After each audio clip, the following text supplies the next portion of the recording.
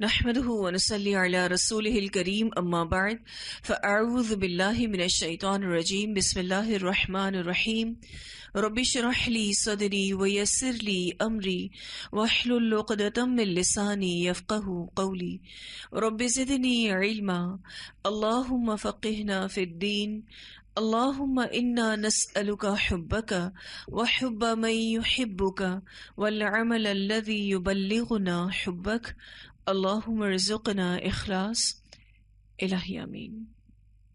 اللهم صل على محمد وعلى آل محمد كما صليت على إبراهيم وعلى آل إبراهيم إنك حميد مجيد اللهم بارك على محمد وعلى آل محمد كما باركت على إبراهيم وعلى آل إبراهيم إنك حميد مجيد يا أيها النبي إنا أرسلناك شاهدا ومبشرا ونذيرا وداعيا إلى الله بإذنه وسراجا منيرا وبشر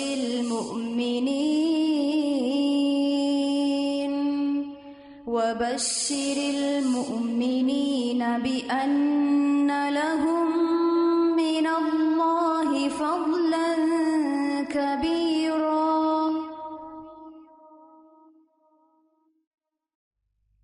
جی، ہم نے تجلیات میں صفحہ نمبر 50 تک کچھ حصہ اس کا پڑھ لیا ہے۔ اس کے آگے سے ہم چلیں گے۔ ہم چونکہ بات کر رہے تھے اس سے پہلی کلاس میں کہ پہلے ایمان لانے والے کون لوگ تھے، جس میں ہم نے سب سے پہلے کن کا نام پڑھا؟ حضرت خدیجہ رضی اللہ تعالی عنہا کا۔ پھر اس کے بعد ہم نے ابو بکر صدیق کے بارے میں پڑھا، پھر اس کے بعد حضرت علی اور پھر زید بن حارثہ۔ یہ چاروں حضرات اسی دن ایمان لائے تھے جس دن سورہ مدثر کی ابتدائی آیات نازل ہوئی تھیں۔ کہنے والوں نے ان میں سے ہر ایک کے متعلق کہا ہے کہ سب سے پہلے وہی ایمان لائے۔ اس کے بعد حضرت ابو بکر صدیق رضی اللہ تعالیٰ عنہ بھی تبلیغ میں سرگرم ہو گئے اور حق رسالت کی ادائیگی میں نبی اکرم صلی اللہ علیہ وسلم کا دایاں بازو بن گئے۔ دایاں بازو بن گئے یعنی باقاعدہ آپ ایک قوت بن کر سامنے آئے۔ دایاں ہاتھ دراصل طاقت کی علامت ہے۔ وہ بڑے پاک دامن، پسندیدہ، نرم مزاج، شریف، دریا دل اور معزز تھے۔ عرب کے انساب و واقعات سب سے زیادہ جانتے تھے۔ ان کے کردار و اخلاق، جود و سخا، علم و فضل، لین دین اور میل جول کی خوبیوں کی وجہ سے ان کے پاس ہر قسم کے لوگوں کی آمد و رفت برابر رہا کرتی تھی۔ ہم نے ابو بکر صدیق کے بارے میں تفصیلاً بھی آپ کو بتایا تھا۔ اب جس کو وہ بھلا اور بھروسے کے لائق محسوس کرتے اسے اسلام کی دعوت دے دیتے۔ اسی طرح سے فضلاء صحابہ کی ایک جماعت نے ان کے ذریعے اسلام قبول کیا، جن میں سر فہرست عثمان بن عفان، زبیر بن عوام اسدی، عبد الرحمن بن عوف الزہری، سعد بن ابی وقاص الزہری اور طلحہ بن عبید اللہ تیمی رضی اللہ عنہم کے نام آتے ہیں۔ ان سب سے ابو بکر رضی اللہ تعالیٰ عنہ نے اسلام کی حقیقت کو بیان کیا اور انہیں نبی اکرم صلی اللہ علیہ وسلم کے پاس لے آئے تو ان سب نے اسلام قبول کر لیا۔ ان کے بعد مندرجہ ذیل لوگوں نے اسلام قبول کیا۔ امین الامت ابو عبیدہ بن جراح، ابو سلمہ بن عبد الاسد، ان کی بیوی ام سلمہ، ارقم بن ابی ارقم، عثمان بن مظعون اور ان کے بھائی قدامہ بن مظعون اور عبداللہ بن مظعون عبیدہ بن حارث بن مطلب بن عبد مناف، سعید بن زید بن عامر بن نفیل اور ان کی بیوی حضرت عمر کی بہن فاطمہ بنت خطاب، خباب بن ارت، جعفر بن ابی طالب اور ان کی بیوی اسما بنت عمیس، خالد بن سعید بن عاص اور ان کی بیوی امینہ بنت خلف، پھر ان کے بھائی عمر بن سعید بن عاص، حاطب بن حارث اور ان کی بیوی فاطمہ بنت مجلل اور ان کے بھائی خطاب بن حارث اور ان کی بیوی فکیہہ بنت یسار، نیز ان کا ایک اور بھائی معمر بن حارث، مطلب بن ازہر اور ان کی بیوی رملہ بنت ابی عوف اور نعیم بن عبداللہ نحام رضی اللہ عنہ۔ یہ سب لوگ قریشی تھے اور قریش کے مختلف شاخوں سے تعلق رکھتے تھے۔ اس ابتدائی دور میں قریش کے علاوہ دوسرے قبائل سے جو لوگ اسلام لائے ان کے نام یہ ہیں: عبداللہ بن مسعود ہزلی، مسعود بن ربیہ قاری، عبداللہ بن جہش اور ان کے بھائی ابو احمد بن جہش اور صہیب بن سنان رومی، عمار بن یاسر عنسی اور ان کے والد یاسر اور والدہ سمیہ اور عامر بن فہیرہ۔ یہ عامر بن فہیرہ ابو بکر کے غلام تھے رضی اللہ عنہم۔ اوپر ذکر کی گئی خواتین کے علاوہ جن عورتوں نے اسلام کی طرف سبقت کی ان کے نام یہ ہیں: ام ایمن برکہ حبشیہ، جو نبی اکرم صلی اللہ علیہ وسلم کو بچپن میں گود کھلایا کرتی تھیں اور آپ کے والد کی لونڈی تھیں، حضرت عباس رضی اللہ تعالیٰ عنہ کی بیوی ام الفضل لبابۃ الکبریٰ بنت حارث ہلالیہ اور اسما بنت ابی بکر صدیق رضی اللہ عنہم وعنہن اجمعین۔ یہ لوگ اور ان کے ساتھ مزید جو لوگ اسلام لائے انہیں سابقین الاولین کہا جاتا ہے۔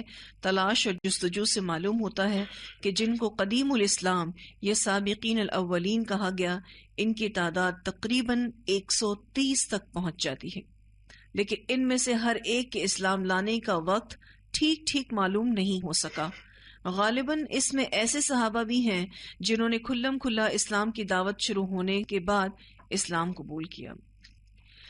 اس کے علاوہ اگر کچھ صحابہ کرام ایسے جن کے اسلام قبول کرنے کو بڑا اسپیشل سیرہ میں مقام حاصل ہے، کچھ واقعات میں آپ کے سامنے رکھنا چاہ رہی تھی کچھ صحابیوں کے کہ جنہوں نے اسلام کو قبول کیا تو اس وقت وہ کس سچویشن میں تھے اور کس طریقے سے اسلام کی دولت سے مالا مال ہوئے۔ ایک صحابی عمر بن عبسہ کا قبول اسلام، امام مسلم نے اپنی کتاب الصحیح میں اور امام احمد نے مسند میں ان کا واقعہ روایت کیا ہے۔ عمر بن عبسہ نبی اکرم صلی اللہ علیہ وسلم کے پاس آئے جب آپ پوشیدہ طور پر دعوت کا کام کر رہے تھے۔ آپ صلی اللہ علیہ وسلم کے پاس آ کر پوچھتے ہیں کہ آپ کیا ہیں؟ آپ صلی اللہ علیہ وسلم نے فرمایا میں نبی ہوں۔ ابن عبسہ نے پوچھا نبی کیا ہوتا ہے؟ آپ صلی اللہ علیہ وسلم نے فرمایا اللہ کا پیغمبر ہوتا ہے۔ انہوں نے پوچھا کیا اللہ نے آپ کو بھیجا ہے؟ آپ صلی اللہ علیہ وسلم نے فرمایا ہاں۔ انہوں نے پوچھا اس نے آپ کو کیا دے کر بھیجا ہے؟ آپ صلی اللہ علیہ وسلم نے فرمایا یہی کہ اللہ کی عبادت کریں، بتوں کو توڑیں اور صلہ رحمی کریں۔ اب اگر بتوں کو توڑنے پر بات جو آپ صلی اللہ علیہ وسلم نے کی، یوں سمجھ لیجئے کہ سب سے اہم ترین اور سب سے پہلی اصلاح مکہ والوں کی جس کی ضرورت تھی اس کی بات آپ صلی اللہ علیہ وسلم نے کر دی۔ انہوں نے کیا کہا کیا ہی اچھی چیز دیکھ کر اللہ نے آپ کو بھیجا ہے۔ اب تک کن لوگوں نے آپ کی پیروی کی ہے؟ آپ نے فرمایا ایک آزاد اور ایک غلام، یعنی ابو بکر اور غلام میں بلال۔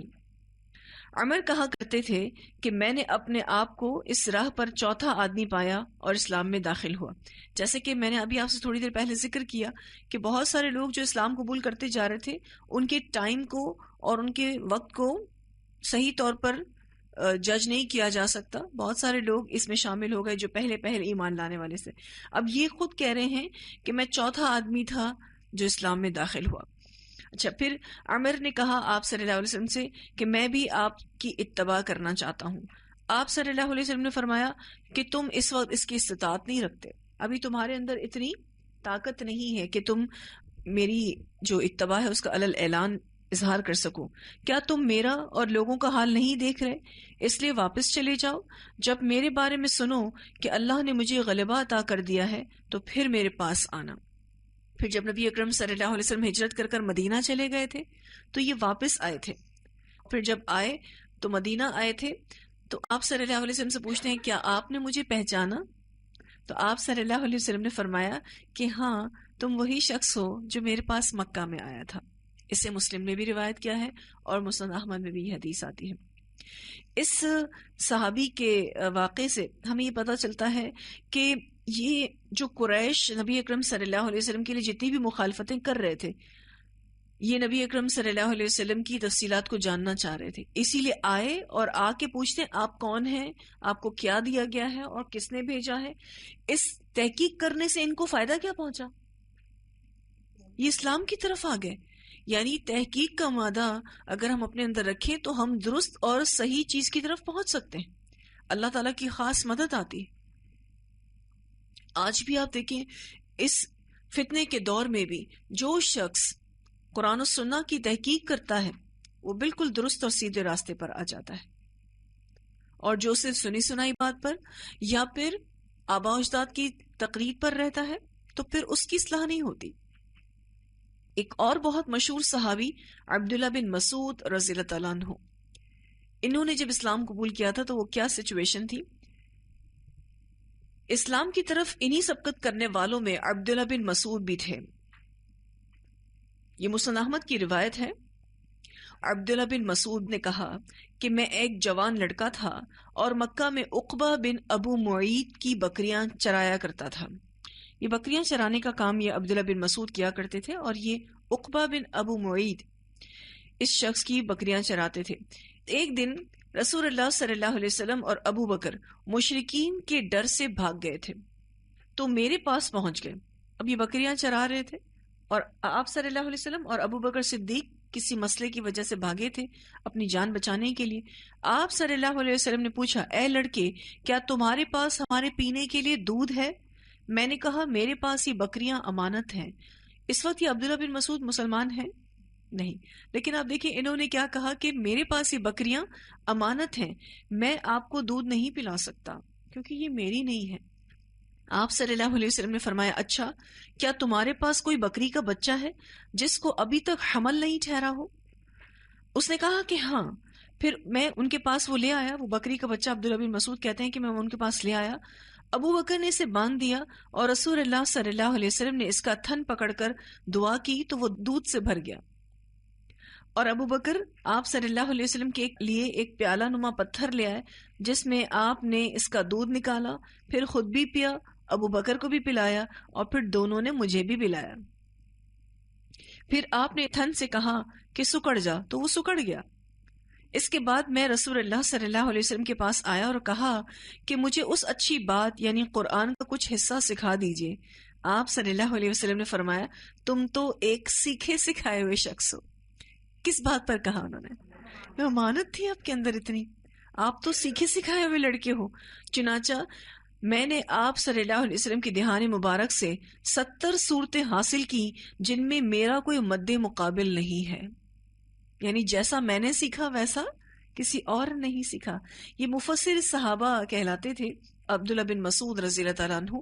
اور دیکھیں یہ ایک عام سے لڑکے بکریاں چرانے والے, کیونکہ ان کے اندر دین اسلام لانے سے پہلے بھی امانت کی خوبی تھی. حالانکہ یہ چاہتے تو کسی بھی بکری کا دودھ پلا کے اس کی کوئی نہ کوئی اجرت بھی لے سکتے تھے, لیکن آپ صلی اللہ علیہ وسلم کے سامنے انہوں نے ایسا کچھ نہیں کیا.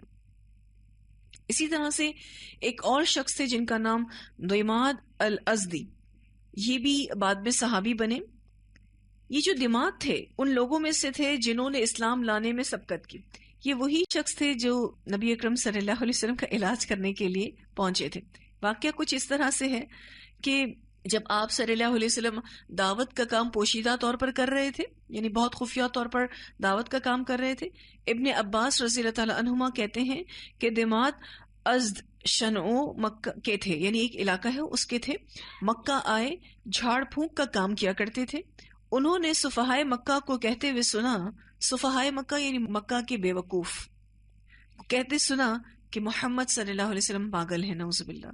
انہوں نے سوچا اگر میں اس آدمی کو دیکھ پاتا تو شاید اللہ اسے میرے ذریعے شفا دے دیتا، کیونکہ یہ خود ہی ایک طرح کے معالج تھے، ڈاکٹر تھے. تو وہ چاہ رہے تھے کہ اگر کوئی شخص واقعی ذہنی طور پر پریشان ہے تو میں اس کا علاج کر دوں. پھر ان کی ملاقات نبی اکرم صلی اللہ علیہ وسلم سے ہو گئی. انہوں نے کہا کہ اے محمد، میں جھاڑ پھونک کرتا ہوں اور اللہ جسے چاہتا ہے میرے ہاتھ پر شفا دیتا ہے، تو کیا تم ایسا چاہو گے؟ یعنی کیا تم چاہو گے کہ میں تمہارا علاج کروں؟ رسول اللہ صلی اللہ علیہ وسلم نے فرمایا ان الحمد للہ نحمده ونستعینه من يهده اللہ فلا مضل له ومن يضلل فلا هادی له واشهد ان لا الہ الا اللہ وحده لا شریک له وان محمدا عبده ورسوله اما بعد. یعنی یہ باقاعدہ جو خطبہ آپ صلی اللہ علیہ وسلم نے شروع کیا، یہ سن کر دماغ نے کہا کہ ان کلمات کو آپ میرے لیے دہرا دیجئے. آپ صلی اللہ علیہ وسلم نے انہیں 3 بار دہرایا. انہوں نے کہا کہ میں نے کاہنوں، جادوگروں اور شاعروں کے اقوال سنے ہیں، میں نے اس طرح کے کلمات کبھی نہیں سنے. اپنا ہاتھ بڑھائیے، میں اسلام پر بیعت کرتا ہوں. رسول اللہ صلی اللہ علیہ وسلم نے ان سے بیعت لے لی اور ان سے کہا کہ میں تمہاری قوم کے سامنے دعوت اسلام پیش کرنے کے لیے بھی تم سے بیعت لیتا ہوں. انہوں نے کہا مجھے منظور ہے. یعنی اب آپ اپنی فیملی کو دعوت اسلام دیں گے. نبی اکرم صلی اللہ علیہ وسلم نے اس پر پرومس لے لیا، اس پر وعدہ لے لیا. اس واقعے سے جو یہ دماد الازدی کا جو واقعہ تھا قبول اسلام کا، اس میں ہمیں بہت ساری چیزیں سیکھنے کو ملتی ہیں. مثلا اگر آپ دیکھیں تو یہ نبی اکرم صلی اللہ علیہ وسلم کا علاج کرنے گئے تھے، لیکن ہوا کیا؟ اپنا علاج کر کے آ گئے، اپنی روحانی تسکین کروا کے آ گئے. دوسری بات، آپ رسول اللہ صلی اللہ علیہ وسلم کا صبر اور بردباری کا مظاہرہ دیکھیں. ایک شخص آ کر کہہ رہا ہے کہ آپ ذہنی طور پر بیمار ہیں، کیا میں آپ کا علاج کروں؟ حالانکہ آپ صلی اللہ علیہ وسلم کو کوئی بیماری لاحق نہیں تھی، لیکن آپ نے اس بارے میں کوئی بات کہی نہیں کہ ایسا کیسے سوچا آپ نے کہ میں پاگل ہوں، ایسا کیسے سوچا کہ میں ذہنی طور پر بیمار ہوں. نبی اکرم صلی اللہ علیہ وسلم نے بہت صبر اور بردباری کے ساتھ جو مظاہرہ کیا وہ بھی دماغ کو متاثر کر گیا کہ یہ شخص بیمار نہیں ہے. لوگ اس کو بیمار اور پاگل کہتے ہیں، نعوذ باللہ، لیکن اس کو دیکھو یہ کتنا صابر اور بردبار ہے. بہت متاثر کن اخلاق دماغ کو لگے. پھر آپ صلی اللہ علیہ وسلم کو پتا تھا کہ یہ ایک ایسی فیلڈ سے تھے جہاں یہ جھاڑ پھونک کرتے تھے. یہ جو دماغ تھے، ان کی جو فیلڈ تھی، جو ان کا کام تھا یا جو ان کا پیشہ تھا، اس میں سپیکنگ پاور کے ذریعے، جھاڑ پھونک کے ذریعے علاج کیا کرتے تھے وہ. تو آپ صلی اللہ علیہ وسلم نے بغیر کچھ کہے اللہ کے خاص کلمات کا ذکر ان کے سامنے کیا. کیونکہ دیکھیں جو جس فیلڈ سے تعلق رکھتا ہے نا، آپ اگر اسی طرح اس شخص سے بات کریں تو تبلیغ بڑی مؤثر ہوتی ہے. تو نبی اکرم صلی اللہ علیہ وسلم کی فصاحت اور زور بیان سے وہ بڑے متاثر ہوئے. انہوں نے کہا ان کلمات کو آپ میرے لیے دہرائیے. پھر وہ کہا کہ پھر دہرائیے. تو آپ صلی اللہ علیہ وسلم نے 3 بار دہرایا. وہ یہ چیک کرنا چاہ رہے تھے کہ کہیں کچھ اٹکن. پھر کامنٹ دیے. آپ دیکھیں 3 بار یہ کلمات سننے کے بعد وہ کہتے ہیں میں نے کاہنوں کا، جادوگروں کا اور شاعروں کا کلام سنا ہے، پر یہ اس سے بالکل ڈیفرنٹ ہے، یہ ایسا نہیں. اٹ مینز وہ کتنے ایکسپرٹ تھے اس فیلڈ کے. تو جو جیسا شخص ہو سامنے، اگر آپ اس سے ویسی ہی بات کریں تو تبلیغ بڑی مؤثر ہوتی ہے. پھر ایک اور چیز جو بڑی اچھی ان سے سیکھنے کو ملتی ہے کہ یہ اپنی قوم کے لیے دین اسلام پہنچانے کا سبب بن گئے. جب یہ علاج کرنے آئے تھے تو آپ کو کیا محسوس ہوتا ہے؟ کون سا جذبہ جس کی تحت وہ آپ صلی اللہ علیہ وسلم کا علاج کرنے آئے تھے؟ خیر خواہی کا جذبہ. اور دین بھی کیا ہے؟ سراسر خیر خواہی ہے. تو اگر ہم کسی کی خیر کی طرف جائیں تو اللہ ہم تک خیر ضرور پہنچاتا ہے. پھر ایک اور مشہور صحابی ابو ذر غفاری کا نام سنا ہے رضی اللہ تعالیٰ عنہ. انہوں نے جب اسلام قبول کیا تو ان کا واقعہ بھی بڑا انوکھا سا ہے. اسلام کی طرف سبقت کرنے والوں میں ابو ذر غفاری بھی ہیں. یہ بادیہ نشین قبیلہ غفار کے تھے. امام بخاری نے ابن عباس رضی اللہ تعالیٰ عنہما سے روایت کی کہ جب ابو ذر کو رسول اللہ صلی اللہ علیہ وسلم کی بعثت کی خبر ہوئی، اس سے آپ کو اندازہ ہوگا کہ مکہ سے باہر جو قبیلے رہتے تھے وہاں تک رسول اللہ صلی اللہ علیہ وسلم کی فیم پہنچ چکی تھی. پہنچانے والے کون تھے؟ خود مشرکین مکہ تھے. جب ان کو رسول اللہ صلی اللہ علیہ وسلم کے بارے میں پتہ چلا تو انہوں نے اپنے بھائی سے کہا کہ تم مکہ جاؤ اور اس آدمی کے بارے میں میرے لیے معلومات جمع کر کے لاؤ جو نبی ہونے کا دعویٰ کرتا ہے اور کہتا ہے کہ اس کے پاس آسمان سے خبر آتی ہے. جاؤ اس کی بات سن کر آؤ. اس سے ایک بہت اہم چیز سیکھنے کو ملتی کہ سنی سنائی بہت ساری باتیں ابو ذر تک پہنچ رہی تھی پر انہوں نے اس کو ٹرسٹ نہیں کیا ٹل دین کہ خود جب تک تحقیق نہیں کر لی. اس تحقیق کے لیے پھر انہوں نے اپنے بھائی کو بھیجا کہ جاؤ جا کر چیک کرو کہ واقعی ایسی بات ہے بھی یا نہیں. ان کا بھائی وہاں پہنچا اور آپ کا کلام سنا. پھر لوٹ کر ابو ذر کے پاس پہنچا اور ان سے کہا کہ میں نے اسے مکارم اخلاق کا حکم دیتے ہوئے دیکھا ہے. مکارم اخلاق کسے کہتے ہیں؟ مکمل اخلاق، بہترین اخلاق، سب سے اعلیٰ اخلاق کی تعلیم دے رہا ہے وہ شخص. اور میں نے اس کے منہ سے ایک ایسا کلام سنا ہے جو شعر نہیں ہے. اس سے پتہ چلتا ہے کہ جو عربز تھے وہ کتنا زیادہ شعر و شاعری کا فہم رکھتے تھے. جو شعر و شاعری نہیں تھی اس کے بارے میں بھی ایک عام سا بندہ بھی آ کے کہہ رہا ہے کہ یہ شعر نہیں ہے. پھر اس کے بعد ابو ذر نے کہا کہ مجھے تمہاری بات سے اطمینان حاصل نہیں ہو رہا. بعض دفعہ ایسا ہوتا ہے کہ آپ اپنے کسی بھائی کو بہن کو کسی کام کے لیے بھیجتے پھر کہتے چھوڑو میں خود کر کے آتا ہوں، مجھے نہیں یقین آ رہا. اس کے بعد خود ہی زیادہ سفر کے لیے مکہ روانہ ہوئے اور مسجد حرام پہنچ کر رسول اللہ صلی اللہ علیہ وسلم کو ڈھونڈنے لگے. آپ صلی اللہ علیہ وسلم کو وہ پہچانتے نہیں تھے کیونکہ اس دور میں کوئی میڈیا کا دور نہیں تھا، کوئی اس طریقے سے نبی اکرم صلی اللہ علیہ وسلم کی کوئی فوٹیج یا کوئی ویڈیوز اس طریقے سے تو عام نہیں تھی، تو وہ آپ کو پہچانتے نہیں تھے. انہوں نے کسی سے پوچھنا مناسب نہیں سمجھا. یہ بھی ان کی حکمت تھی کیونکہ مکہ والے صرف رسول اللہ صلی اللہ علیہ وسلم کے دشمن نہیں تھے بلکہ جو ان کی بات سنتا، جو ان پر ایمان لاتا، یہ ان کے بھی دشمن تھے. تو اس وجہ سے ہمیں یہ بات واضح ہوتی ہے کہ انہوں نے یہاں کسی سے پوچھنا مناسب نہیں سمجھا. یہاں تک کہ رات آ گئی تو علی نے انہیں دیکھ کر سمجھ لیا کہ یہ کوئی غریب الوطن ہے، یعنی کوئی آؤٹ سائڈر ہے، ہمارے مکہ کا نہیں ہے. ابو ذر ان کے پیچھے ہو لیے اور دونوں میں سے کسی نے صبح تک کسی سے بات ہی نہیں کی. نہ حضرت علی نے ابو ذر سے کچھ پوچھا نہ ابو ذر نے حضرت علی سے کچھ پوچھا. پھر ابو ذر سامان سفر لے کر مسجد لوٹ گئے اور اس دن بھی رسول اللہ صلی اللہ علیہ وسلم کو انہوں نے نہیں دیکھا یہاں تک کہ شام ہو گئی. پھر اپنے سونے کی جگہ لوٹ آئے. علی نے ان سے اس بار پوچھ لیا کہ کیا ان کو اب تک اپنی منزل نہیں ملی ہے. پھر انہیں اپنے ساتھ لے کر چلے گئے. یہاں تک کہ جب تیسرا دن آیا اور پھر علی کے پاس لوٹ گئے اور وہیں قیام کیا. علی نے پوچھا کیا تم اپنی آمد کا مقصد مجھے نہیں بتاؤ گے؟ اب آپ دیکھیں 3 دن تک یہ کن کے ساتھ رہ رہے ہیں؟ حضرت علی کے ساتھ رہ رہے ہیں، پر نو ڈسکشن کہ وہ یہاں کیوں آئے ہیں. صبح جاتے شام واپس آتے آ کے انہی کے پاس سو رہے ہیں لیکن بتا نہیں رہے کہ میں آیا کیوں. اچھا حضرت علی کا بھی آپ کردار دیکھیں، وہ بھی نہیں پوچھ رہے. اس سے کیا سمجھ میں آتی بات کہ جب تک آپ کو کوئی اپنی بات خود نہ بتائے آپ نہ پوچھیں. بعض دفعہ ایسا ہوتا ہے نا کچھ لوگ کچھ چیزیں شیئر کرنا نہیں چاہتے لیکن ہم پوچھ کے ان کو اوفینڈ کر دیتے ہیں، بیزار کر دیتے ہیں. کچھ ایشوز ہوتے ہیں نہیں بتانا چاہتے لوگ، کچھ فیملی ایشوز بھی ہوتے ہیں، کچھ پرسنل ایشوز بھی ہوتے ہیں. تو یہ اخلاق سکھایا جا رہا ہے.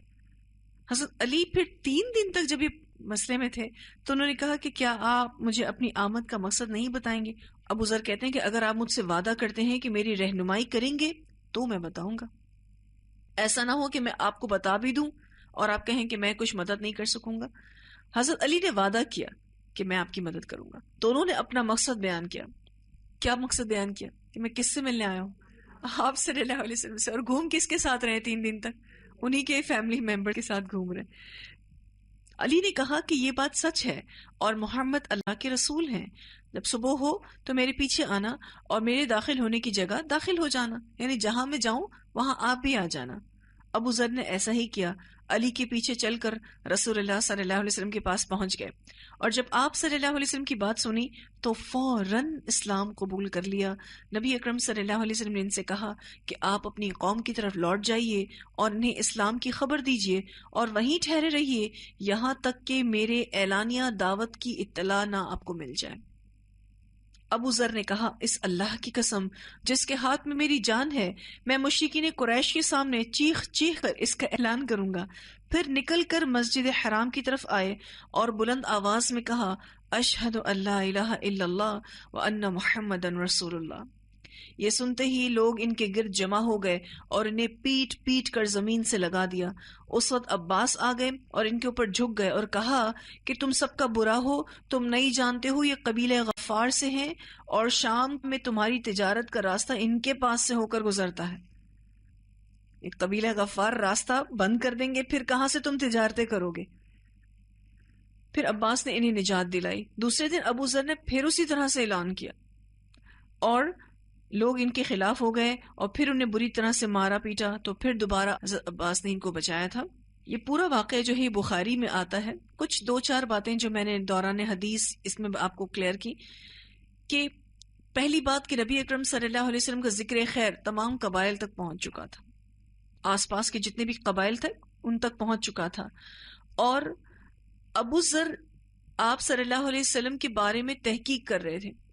اچھا، تحقیق کون کرتا ہے؟ پہلے تو آپ مجھے یہ بتائیے، جس سے حق کی طلب ہوتی ہے اور یہ چیز ان کے حق میں بہتر ہو جاتی ہے۔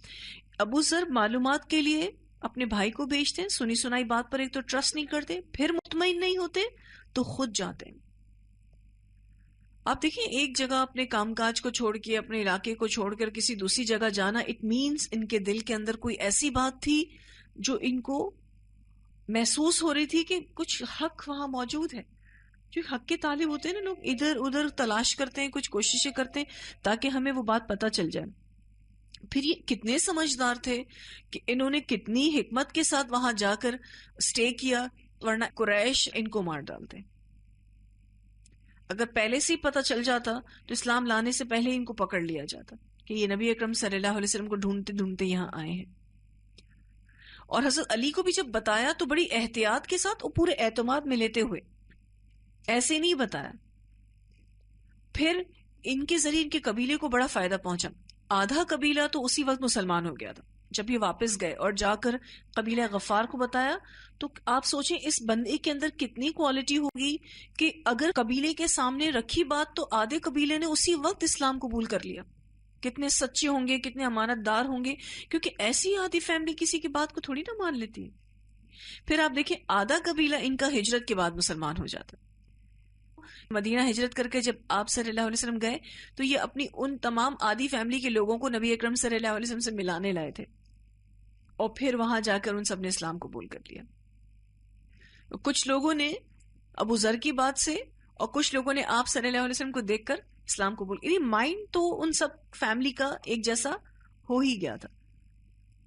لیکن یہ جو آخری حصہ ہے ان کے واقعے کا کہ انہوں نے جا کے اعلان کیا کہ میں اسلام قبول کر چکا ہوں اور میں مسلمان ہو چکا ہوں اور رسول اللہ صلی اللہ علیہ وسلم اللہ کے رسول ہیں، اس سے کیا چیز سمجھ آ رہی ہے آپ کو؟ ایک تو بہادر بہت تھے، اور دوسرا آپ دیکھیں کہ جب آپ نیا نیا قرآن پڑھتے ہیں، نیا نیا اسلام لاتے ہیں، تو آپ کے اندر ایک جذبات ہوتے ہیں کہ میں سب کو بتا دوں، اس میں تھوڑی حکمت پیچھے چلی جاتی ہے۔ حالانکہ نبی اکرم صلی اللہ علیہ وسلم نے ان کو کیا کہا تھا؟ گو بیک، آپ واپس جائیے، کیونکہ اس وقت وہ سچویشن نہیں ہے۔ اگر اس وقت عباس نہ آتے اور ان کو وہ تجارتی سفر کے حوالے سے وارن نہ کرتے تو وہ ان کو مار ڈالتے۔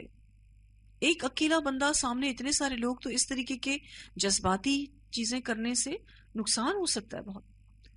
وہ کہ اگر اس راستے میں جان چلی جائے تو اجر بہت زیادہ ہے، لیکن اگر آپ زندہ ہیں تو آپ دین کا کام اور بھی کر سکتے ہیں۔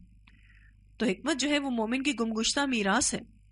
ایسے ڈیسیشنز بہت سارے لوگ کرتے ہیں، جا کے پھر اعلان ہر چیز کرنے لگتے ہیں، تو اس سے بڑا ریاکشن سامنے آتا ہے لوگوں کا۔